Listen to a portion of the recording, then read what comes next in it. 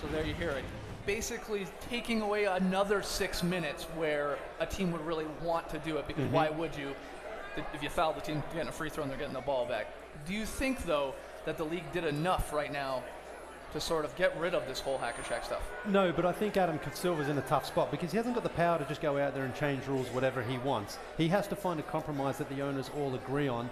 And I think some of the owners just hate it and they despise this tactic, but some of them feel like, you know what, I don't like it either, but I still need to want to have it, my team to have that option if it's needed, because there are so many now awful free throw shooters who spend a lot of time on the court. So I think this is the first step, and I think if it doesn't improve still, and the league claims it will reduce incidents by 45%, but if we don't see an improvement, I think this is the first step, and then next season we'll see a further improvement. Yeah, I understand what you're saying. Maybe the problem here was we just couldn't eliminate it altogether, but that's what I hope happens.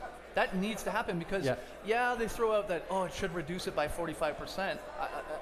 Why is that the case? Because wouldn't coaches now just start going to it earlier? Yeah. We've seen, there was a January game where the Rockets fouled Andre Drummond 12 straight times to start the third quarter. Not near the end of the third quarter, not near the end of the second, at the start. And that's crazy. So that's going to happen. There's no doubt that's an ugly part of the game that we have to watch. But again, these guys do have to improve their free throws. I know that's not the only solution out there, but you can't have guys spending that much time on the court shooting 35% from the free throw line. There's got to be some improvement there as well, and they have to be held accountable for that. Lee, when that guy who shoots 35% gets the ball, you can foul him and send him to the line. Yes. It is this situation where a guy is running 80 feet to go bear hug a guy, and it looks nothing like basketball. No, and I get that's the problem. I know that's the problem, but as well, it does fall on these guys as well to just make free throws, improve your free throws. It can't be that difficult that you're shooting that badly. I've seen Dan Feldman at NBC Sports. I thought he had a great line about this. He says, hacking is the only skill that I can execute, and I'll put myself in there at an NBA level. It's the only thing I could possibly do. Go up and wrap a guy up, and that's it. And I'm amazing at it, just like everyone else. And if that's the case, then that's not an NBA skill we want. But if you're playing against an opponent and they have a weakness, no matter what that weakness is, you are allowed to exploit it. That's what coaches are doing.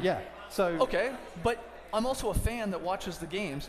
We don't need them any longer. I think we can agree with that. No. We don't need them any uglier. And I know you love free throws, but I don't need to watch more free throws. I don't like watching guys shoot 30% from the free throw line. But again, I think Adam Silver's in that tough spot because he can't just go out there and wipe it out altogether. So you think this might be a little baby step? This is a tester as well, and you have to please all the owners, and it's very difficult to please all those people all the time. So what might happen then, it's possible, I guess, is if coaches adapt to these new rules, continue to hack, then maybe we start to eliminate it completely. Then the next step could be taken where you either increase the timeline or you just change the punishment so that if you hack away from the ball at any time, it's possession after free throws. Why don't you just teach all these guys to shoot free throws? Hire Lee Ellis, he'll teach you how to hit free throws.